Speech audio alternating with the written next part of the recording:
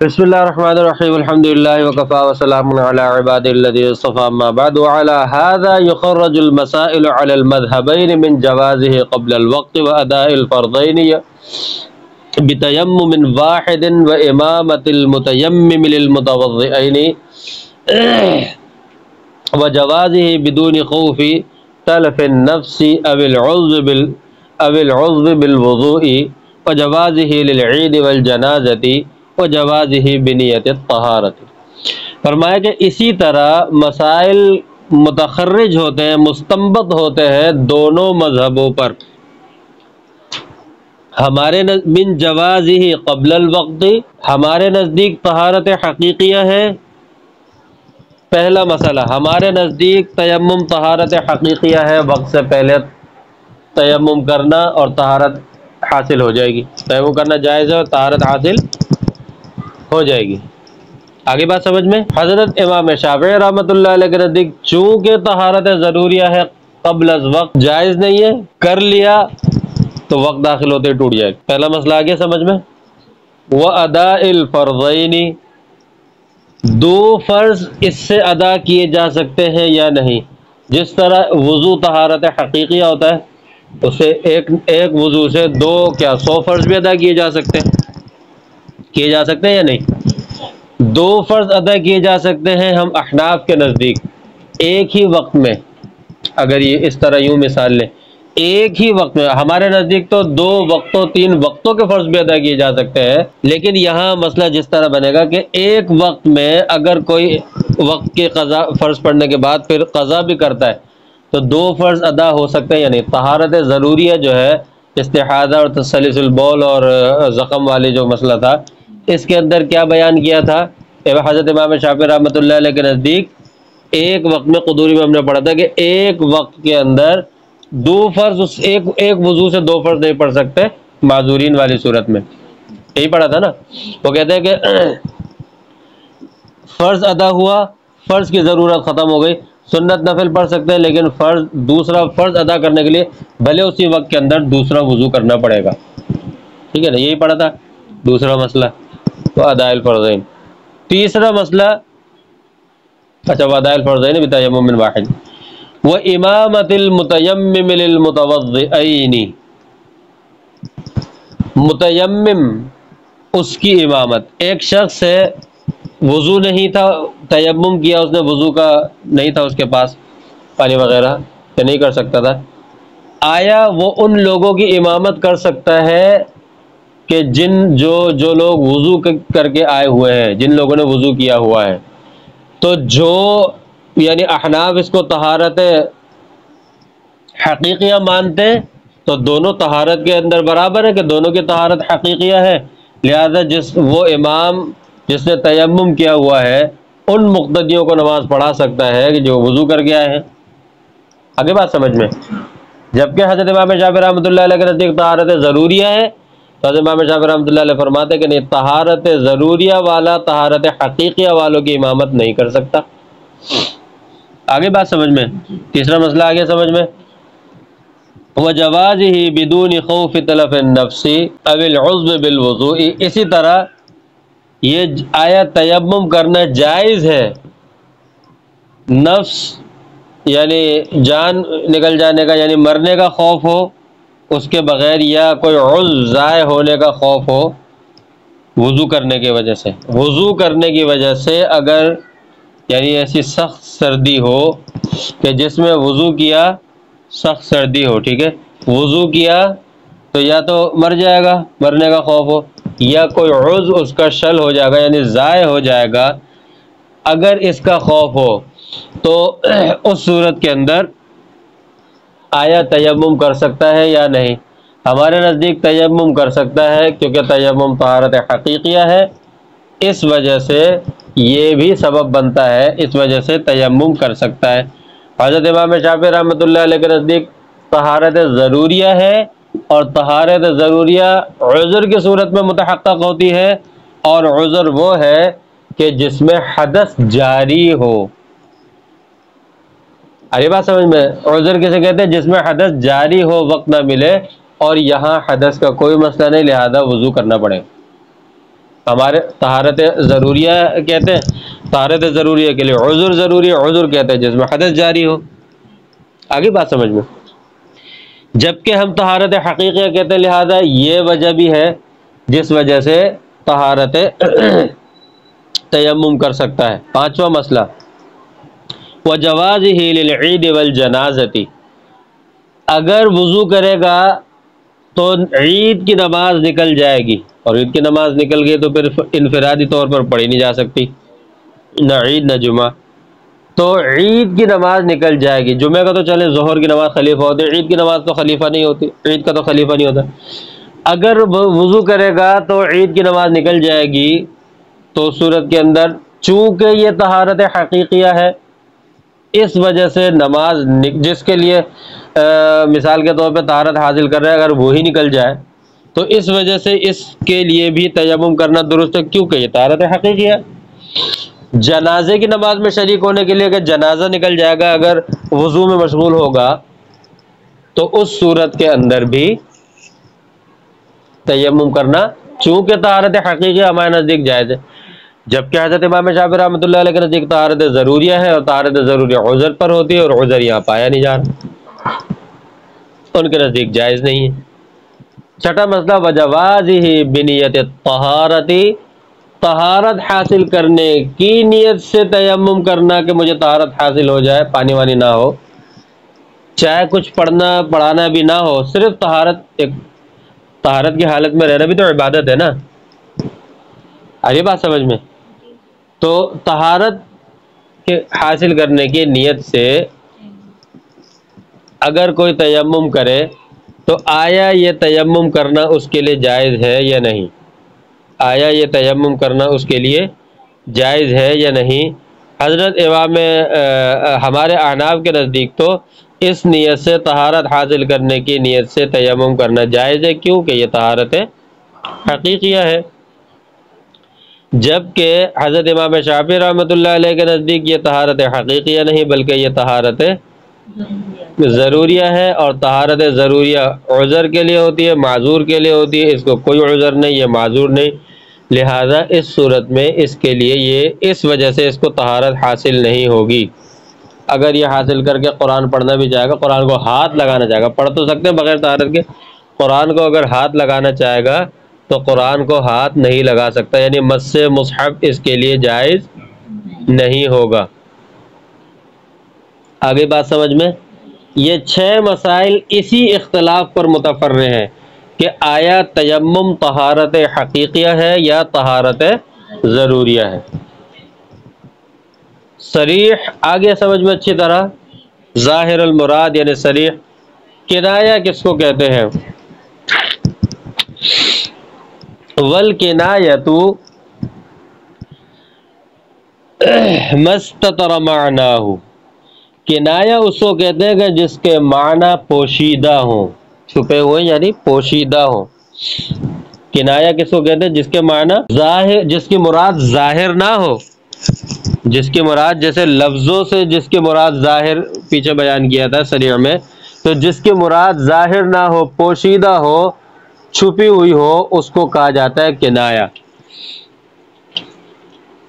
والمجاز قبل ان يصير متعارفا بمنزلة الکنایہ، فرماتے اور مجاز متعارف ہونے سے پہلے کنایہ کے درجے میں ہوتا ہے. تو مجاز متعارف ہونے سے پہلے مشہور ہونے سے پہلے مجازی معنی، یہ مجازی معنی کنایہ کے درجے میں ہوتا ہے. یہ مجازی معنی کنایہ کے درجے میں ہوتا ہے. وحکم الکنایۃ، کنایہ کا حکم کیا ہے؟ ثبوت حکم بها عند وجود النیت، اس کا حکم ثابت ہو جاتا ہے نیت کے موجود ہونے کی صورت میں.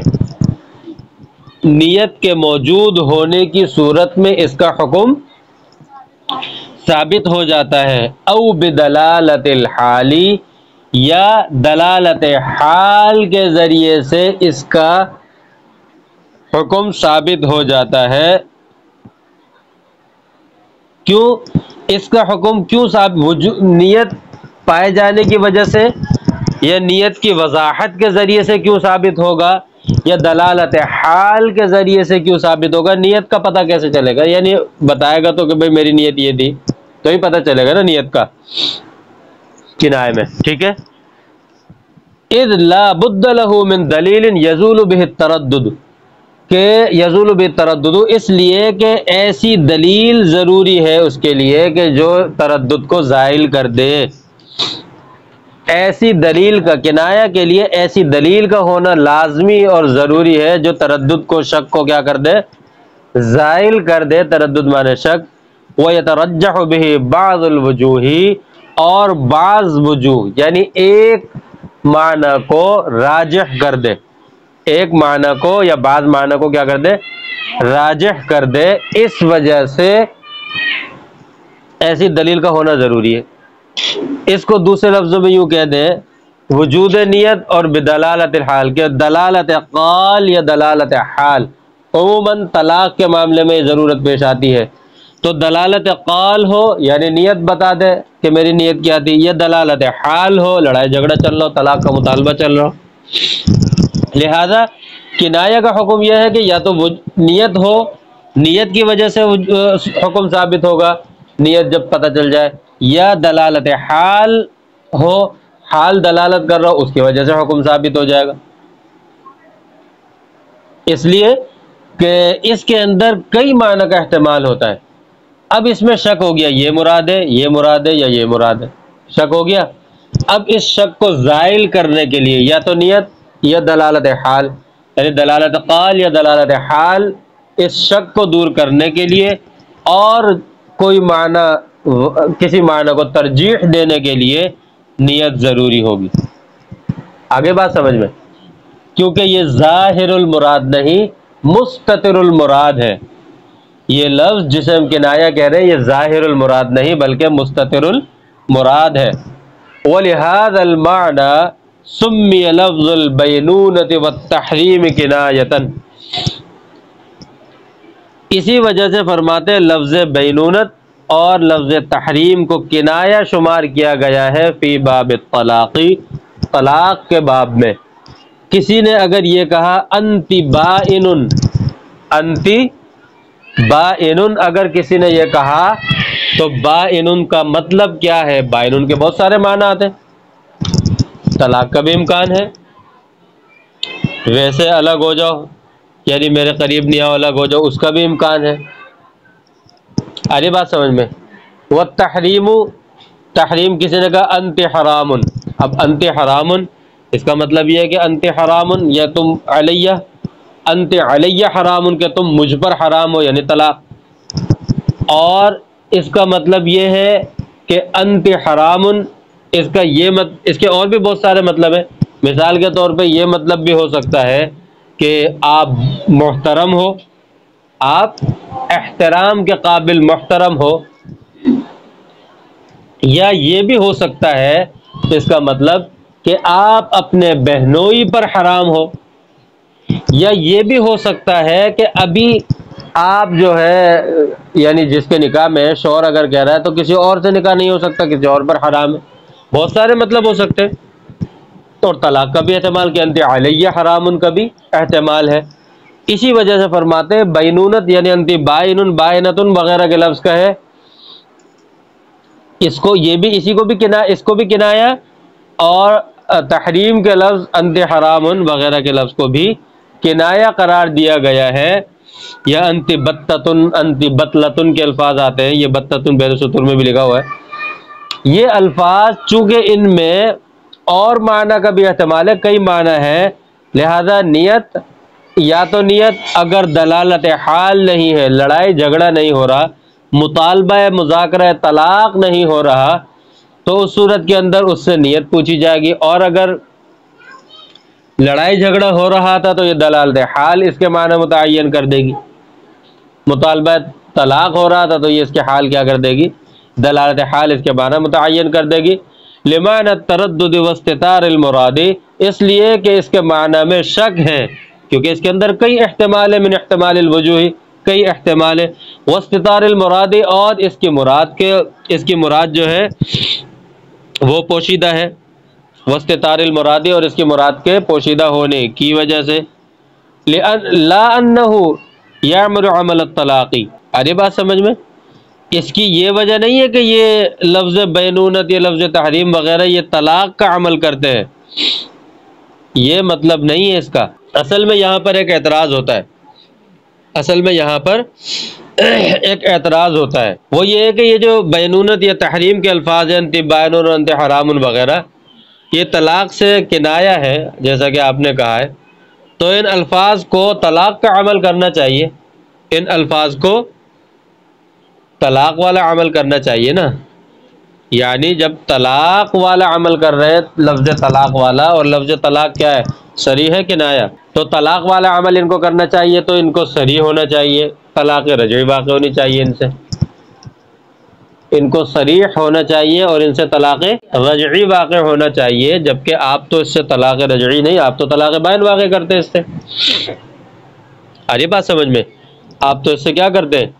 طلاق بائن واقع کرتے ہیں، آپ اس سے طلاق رجعی واقع نہیں کرتے، جبکہ اس سے طلاق رجعی واقع ہونی چاہیے تھی. تو لا انہ یعمل عمل الطلاق کہہ کر مصنف رحمۃ اللہ علیہ نے اس اعتراض کا جواب دیا ہے. کہ مصنف رحمۃ اللہ علیہ فرماتے ہیں کہ یہ الفاظ اپنے حقیقی معنی میں، بائن کے معنی کیا ہے؟ جدا ہونا. اب جدا صرف طلاق کے ذریعے سے جدائی تھوڑی ہوتی ہے، جدائی کئی قسم کی ہوتی ہے. جدائی کی صرف ایک ہی صورت تو نہیں ہے نا میاں بیوی کے درمیان کے طلاق ہی ہو، جدائی اور صورتوں میں بھی ہوتی ہے. مثال کے طور پر وہ کہتا ہے کہ ابھی مجھ سے دور ہو جاؤ، میں سو رہا ہوں، بات نہ کرو. جدائی کئی صورتوں کی ہوتی ہے، صرف طلاق کی صورت تھوڑی ہوتی ہے کہ نکاح ختم ہونے والی جدائی. تو اس کے معنی جدا ہونے کے ہیں. اسی طرح انت حرامن کے جو لفظ کہے حرام والے، حرام ہونے کا جو حقیقی معنی ہے اس کی مراد کیا ہے؟ حرام کے حقیقی معنی صرف یہ تھوڑی ہے کہ تم بیوی شوہر پر ہی حرام ہے، یا کہنے والا اگر شوہر ہے تو کہ تم مجھ پر حرام ہو. ارے بات سمجھ میں؟ لہذا یہاں پر تو اس کی بھی مراد بہت ہیں اور بائن، لفظ بائن کی مراد بھی بہت ہے. لہذا یہ طلاق والا عمل کر نہیں رہے. اگر یہ طلاق والا عمل کرتے تو یہ تو ان کی مراد تو ظاہر ہوتی، پھر تو یہ ظاہر المراد ہو جاتے نا، یہ تو پھر کیا ہو جاتے؟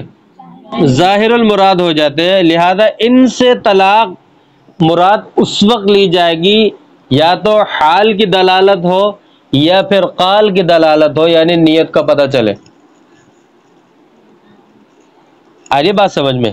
یہ الفاظ، جواب اس کا یہ ہے کہ یہ الفاظ اپنے حقیقی معنی کے اندر طلاق کے لیے نہیں ہے، اپنے حقیقی معنی میں ہے. یعنی بائن کا مطلب جدا ہونا. اب جدا ہونا صرف یہ تھوڑی ہوتا ہے کہ میاں بیوی کا نکاح ٹوٹے، جدائی کی کئی صورتیں ہوتی. حقیقی معنی تو اس کے یہ ہے. اسی طرح حرام کے حقیقی معنی کہ انت حرامن. اب انت حرامن کا یہی معنی تھوڑی کہ انت علیہ حرامن. بہت سارے معنی ہیں کہ کسی اور سے شادی، کسی اور پر ابھی تم سے نکاح کرنا حرام ہے، یا تم اپنے بہنوئی پر حرام ہو، کیونکہ ایک دو بہنوں سے ایک شخص شادی نہیں کر سکتا بیک وقت. تو بہت ساری صورتیں ہیں.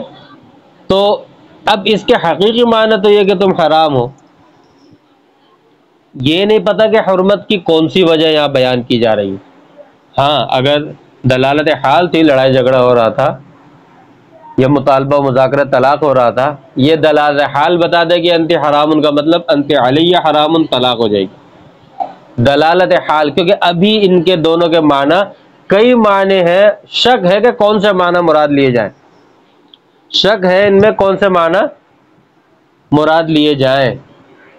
ارے بات سمجھ میں؟ جدائی کے بہت سارے معنی آتے ہیں نا، جدائی کے صرف ایک ہی معنی تو متعین نہیں ہے کہ نکاح ٹوٹ گیا. اس لیے اس کے معنی کیا ہے جو اس نے یہ لفظ کہے کنائی لفظ، ان کو کنائی لفظ کہتے ہیں، کہ اس کی مراد یا تو نیت بتا دے کہ اس کی کیا نیت تھی، کس نیت سے بولے تھے اس نے، یا پھر دلالت حال اگر تھی تو نیت کی پوچھنے کی ضرورت ہی نہیں پڑے گی، دلالت حال سے پتہ چل جائے گا. لیکن اگر اس نے لفظ کہے کوئی نیت بھی نہیں تھی اور کوئی دلالت حال، لڑائی جھگڑا یا مطالبہ مذاکرہ طلاق بھی نہیں تھا، تو صورت میں طلاق واقع بھی نہیں ہوگی. تو صورت میں طلاق واقع نہیں ہوگی، یا نیت کوئی اور تھی طلاق کے علاوہ کی. آ رہی بات سمجھ میں؟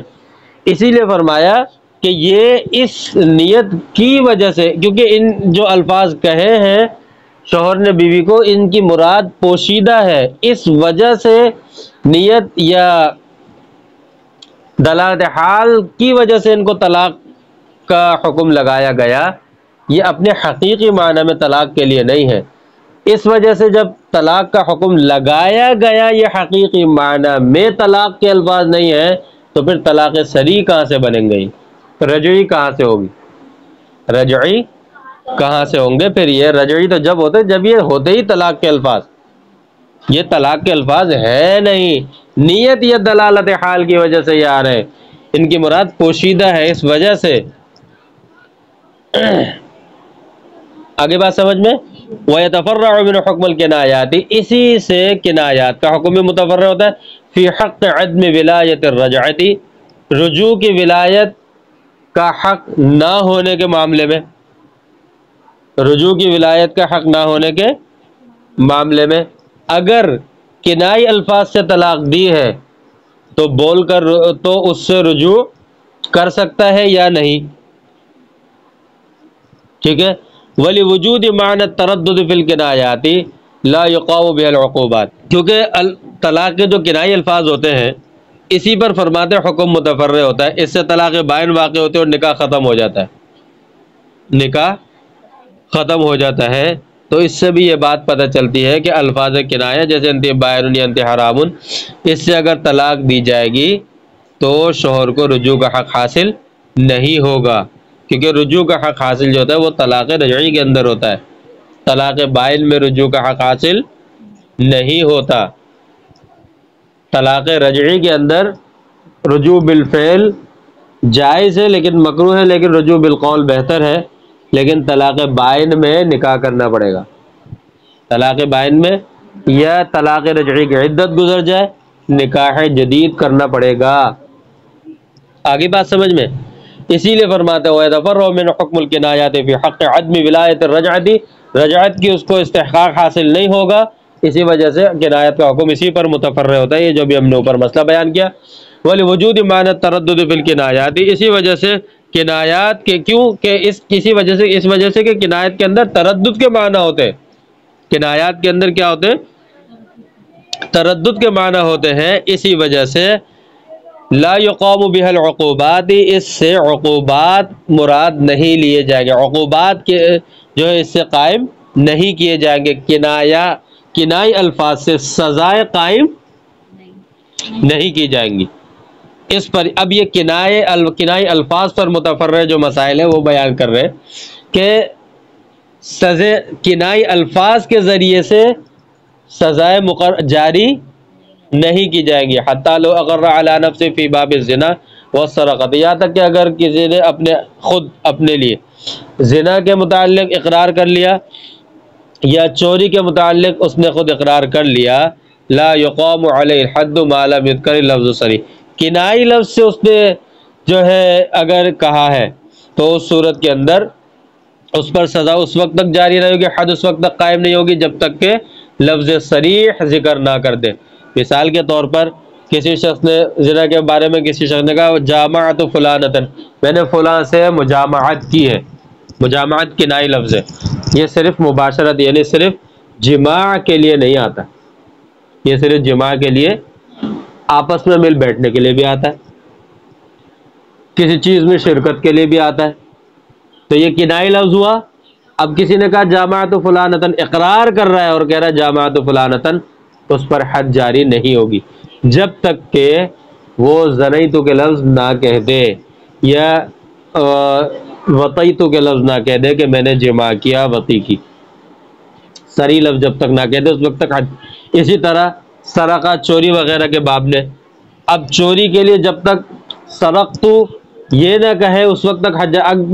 کوئی شخص کہتا ہے اخذتو شیء فلان، کہ میں نے فلاں کی چیز لے لی. اخذہ کے اندر چوری تو مراد نہیں ہوتی، پیسے دے کر بھی لی جاتی ہے، مانگ کر بھی لی جاتی ہے. جب اس کے اندر احتمال ہے اگر کسی نے اخذتو شیء فلانۃ یا اخذت جوال فلان، میں نے فلاں کا موبائل لے لیا، اگر یہ کہا ہے تو اس صورت کے اندر فلاں کا موبائل مانگ کر بھی لیا جا سکتا ہے، فلاں نے ہبہ دیا ہو تو لیا جا سکتا ہے، کئی ساری صورتیں، اس صورت میں حد قائم نہیں ہوگی جب تک کہ صریح لفظ نہ کہ جس طرح کنائی لفظ سے جب تک نیت کی یا صراحت نہ ہو جائے اس وقت تک حد جاری نہیں ہوگی، اسی طرح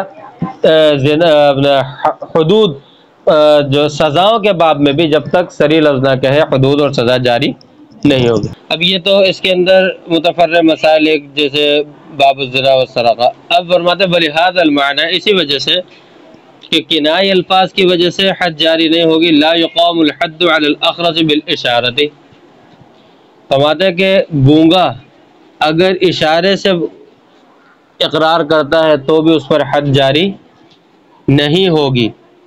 وجہ اس کی یہ ہے کہ اشارہ کوئی یقینی چیز تو نہیں ہے نا کہ اس اشارے سے کیا کہنا چاہ رہا ہے یہ، اس وجہ سے شبہ ہو گیا، اور الحدود تندر بالشبہات۔ ولو قذف رجلا بالزنا فقال الآخر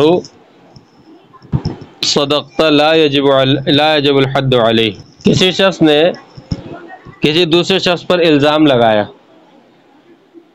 زنا کا الزام لگایا، اور تیسرے کسی شخص نے کہا صدقتا کہ تم نے سچ کہا، تیسرے کسی شخص نے کہا صدقتا یعنی اس کی تصدیق کی، جس نے کسی پر زنا کی تہمت لگائی تو تیسرے شخص نے اس کی تصدیق کرتے ہوئے کہہ دیا صدقتا، آیا حد اس پر جاری ہوگی یا نہیں؟ تو اس صورت میں فرماتے لا یجب علیہ الحد، اس پر حد جاری نہیں ہوگی، لاحتمال التصدیق له فی غیرہ، کیونکہ یہاں اس چیز کے اندر اس بات کا احتمال موجود ہے کہ جس نے تصدیق کی ہے تیسرے شخص نے، اس نے اس بارے میں نہیں کسی اور بات کے متعلق تصدیق کی ہو، کسی اور بات کے متعلق تصدیق کی ہو۔ مثال کے طور پہ، اس کی مثال میں آپ کو دیتا ہوں، مثال کے طور پر کسی شخص نے کسی سے کہا کہ دیکھو میں تو کسی پر بھی الزام لگا سکتا ہوں، میں تو اتنا بہادر ہوں، کسی نے یہ کہا مثال کے طور پہ ڈینگے مارتے ہوئے، ٹھیک ہے، کہ مجھے کوئی ڈر خوف نہیں ہے، دیکھ لینا کسی پر بھی الزام لگا دوں گا، میں لگا سکتا ہوں۔ اب یہ بات ان دونوں کے درمیان ہوئی، اب اس نے کسی تیسرے شخص کے بارے میں کہا، ڈینگے مارنے والے نے اس پر الزام لگایا کہ یہ اس نے زنا کیا ہے۔ اب ان دونوں کی آپس میں کیا بات ہوئی تھی؟ وہ اس سے کہہ رہا تھا کہ دیکھو میں تو کسی پر بھی لگا سکتا ہوں، اور اس صورت میں جب اس نے یہ الزام لگایا، اب اس نے تصدیق کی، صدقتا کہا، تو ظاہر سی بات ہے اس بات کا احتمال ہے نہیں ہے کہ اس نے پہلے جو کہا تھا کہ میں لگا سکتا ہوں، تو جب اس نے لگا دیا تو اس نے اس کی تصدیق کی ہو، اس نے کہا کہ ہاں ٹھیک ہے تم نے سچ کہا تھا کہ تم کچھ بھی کر سکتے ہو، لگا سکتے ہو۔ آ رہی بات سمجھ میں؟